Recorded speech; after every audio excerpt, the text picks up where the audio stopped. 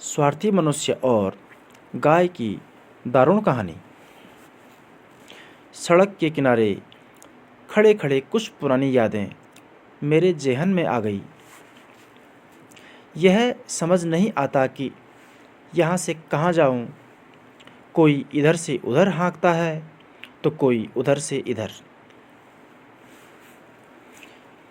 मैं पिछले कई वर्षों से इस गौशाला में रहती हूँ। वर्षों से लगातार अपने मालिक को दूध देती आ रही हूँ। मेरा मालिक भी मुझे बहुत पसंद करता है, तभी तो टाइम पर बढ़िया से बढ़िया घास खाने को मिलती है। सवेरे, दिन और सायंकाल में 3 टाइम साफ पानी पीने को मिलता है। कभी तो बढ़िया फल व अनाज की रोटी भी मिलती है। जिस गौशाला में रहती हूँ वहाँ मेरी साथी 3 गायें और भी हैं। मेरा एक छोटा बच्चा भी है जो कि अभी 7 महीने का है। बहुत शैतान है, कितनी उछल कूद करता है, लेकिन यह देखकर मेरे मन को बहुत सुकून मिलता है। मेरे बच्चे को कोई छूने की कोशिश करे, मुझे यह बात बिल्कुल पसंद नहीं।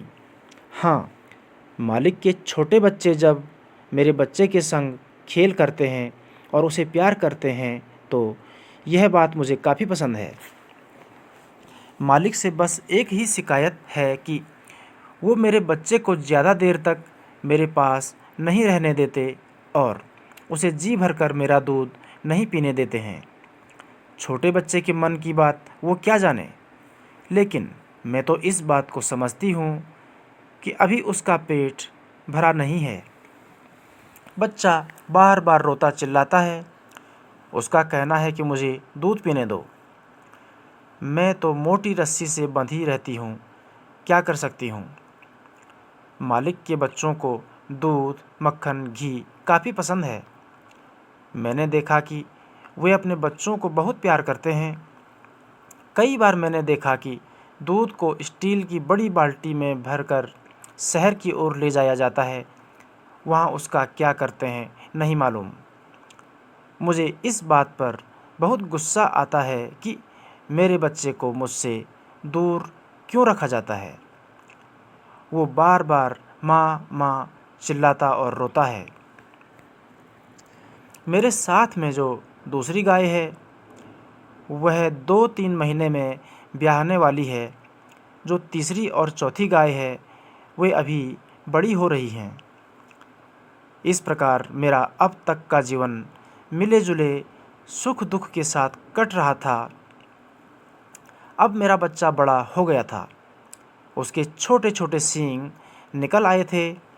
एक बार की बात है, मालिक के घर में 2 अजनबी से लोग आए। काफ़ी देर तक वे मालिक से कुछ बातें करते रहे जो मेरी समझ से बाहर थी। किसी समय तो वे ज़ोर से चिल्लाकर बोलते थे, लेकिन मुझे समझ नहीं आ रहा था कि आखिर चल क्या रहा है। थोड़ी देर बाद वे लोग मालिक के साथ गौशाला में आए। उन्होंने मेरे बच्चे को मेरे सामने ही रस्सी से बांधा और खींचते हुए ले जाने लगे। मुझे बहुत गुस्सा आया। मैंने उनको सींगों से डराना चाहा, लेकिन वो लोग डरे नहीं। वो मुझे देख रहा था और जाना नहीं चाहता था। मैंने उसकी आंखों में पहली बार इतने आंसू देखे। तभी मैंने देखा कि मालिक खुद भी उसे बाहर की ओर धकिया रहे थे। फिर वे उसे खींचते हुए बाहर ले गए। वो माँ माँ चिल्ला रहा था, लेकिन उस अभागे को कहाँ इतनी समझ थी कि माँ खुद परवश है। वो खुद मोटी रस्सी पर बंधी है। पिछले अनुभव के आधार पर मैं समझ गई थी कि आज मेरे बच्चे को फिर मुझसे दूर किया जा रहा है। अब मैंने अपने बच्चे को अंतिम बार देखा। वह अब मेरी नज़रों से दूर जा चुका था। हे भगवान, कैसी बेबसी है ये। सब कुछ जानते हुए, देखते हुए किसी से कुछ कह भी नहीं सकती, कुछ कर भी नहीं सकती। मेरे किसी भी बच्चे को कभी भरपेट दूध नसीब नहीं हुआ, ना मैं किसी को जी भर प्यार कर पाई। लोगों का हंसना खिलखिलाना सुनाई पड़ रहा था। मेरी आँख के आंसू किसी को नज़र नहीं आए। आज पूरे दिन मैंने कुछ नहीं खाया। इस बात को काफ़ी दिन बीत गए, लेकिन मेरे जीवन में अभी तूफान आना बाकी था, जिसका मुझे कोई अंदेशा भी न था। अब मैं दूध नहीं दे रही थी। जो घास पानी पहले समय पर मिलता था, वो नहीं मिल रहा था। रूखा सूखा भी मुश्किल से नसीब हो पाता था। इधर मेरी साथी गाय इस बीच दूध देने लगी थी। उसकी एक सुंदर सी बछिया हुई है। अब मालिक का सारा ध्यान उसकी तरफ है, लेकिन उसके बच्चे के साथ भी वही सब था जो मेरे बच्चे के साथ होता था। एक दिन जाने क्या हुआ, मालिक ने मेरी रस्सी खोल दी और मुझे बाहर जाने दिया। मैं दिन भर बाजार में घूमती रही। वहाँ किसी ने मुझे पानी भी नहीं दिया। बहुत मुश्किल से नज़र आया कि किसी ने अपनी पानी की बाल्टी बाहर रखी थी। मुझे लगा मेरे लिए है। प्यास भी लगी थी, इसलिए मैं उसे पी गई। बाद में समझ आया कि वह व्यक्ति इस बात पर मुझसे बहुत नाराज़ है।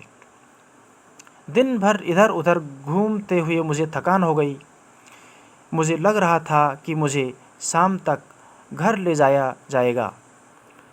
मैं इंतज़ार करती रही, लेकिन कोई मुझे लेने नहीं आया। समझ नहीं आ रहा था कि मुझसे क्या गलती हो गई। आखिर मेरे मालिक इतने निष्ठुर क्यों हो गए। रात होने लगी थी। तभी मैंने देखा कि आसपास मेरी तरह बहुत सी गायें थीं जो सड़क पर पहले से ही रह रही थी। वे मुझ नई सदस्य को देखकर बिल्कुल भी आश्चर्यचकित नहीं हुई। कुछ गायों ने तो पास में ही डेरा डाल लिया, लेकिन कुछ लोग आसपास कुछ ढूंढते हुए आगे बढ़ गई। उस दिन मैं सारी रात बाहर ही रही। यह मेरे लिए नया लेकिन बहुत बुरा अनुभव था। कुछ दिनों तक मुझे लगा कि मेरे मालिक मुझे लेने अवश्य आएंगे। काफ़ी समय तक ऐसे ही चलता रहा। फिर मुझे आदत हो गई। मैं समझ गई कि अब सड़क पर ही जीवन काटना है। अपना दाना पानी स्वयं ही खोजना है। कभी कभी सड़क व गलियों से गुजरते हुए कुछ लोग रोटी दे देते हैं, और कभी हम कूड़े के ढेर से कुछ खा लेते हैं।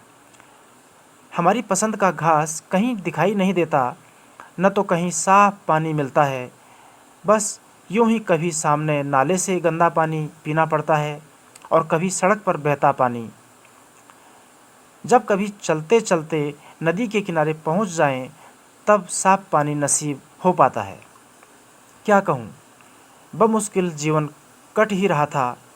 अचानक मौसम ने करवट ली और धीरे धीरे सर्दी का मौसम आरंभ हो गया। शुरुआत में तो फिर भी ठीक था, लेकिन जब कड़ाके की सर्दी प्रारंभ हो गई तो जीवन के कष्ट 100 गुना बढ़ गए। जब तक दिन में धूप रहती है तो दिन तो आसानी से कट जाता है, लेकिन ज्यों ही सूरज ढलता त्यों ही तापमान गिरने लगता है, और फिर आती है हाड़ कंपा देने वाली रात। यह रात काली, डरावनी और ख़त्म न होने वाली लगती है। एक एक क्षण बहुत भारी लगता है। जब तक शहर में लोगों का आना जाना रहता है तो थोड़ी बहुत उम्मीद रहती है कि शायद कुछ चमत्कार हो जाए, लेकिन ज्यों-ज्यों टाइम आगे बढ़ता जाता है और सड़कें सुनसान होने लगती हैं, तो सड़क पर सिर्फ हम लोगों का समूह ही बच जाता है, जो कि ठिठुरते हुए कातर दृष्टि से एक दूसरे को निहारते हैं, लेकिन एक दूसरे के लिए कुछ नहीं कर सकते। तभी अंतिम दुकान का शटर बंद होने की आवाज़ आती है और तेज़ गति से मनुष्य वहाँ से गुजर जाता है। हम उसे देखते रहते हैं। कभी कभी घर से मोटर गाड़ी की आवाज़ आ जाती है। थोड़ी सी उम्मीद फिर जगती है, लेकिन वो भी थोड़ी देर के बाद ओझल हो जाता है।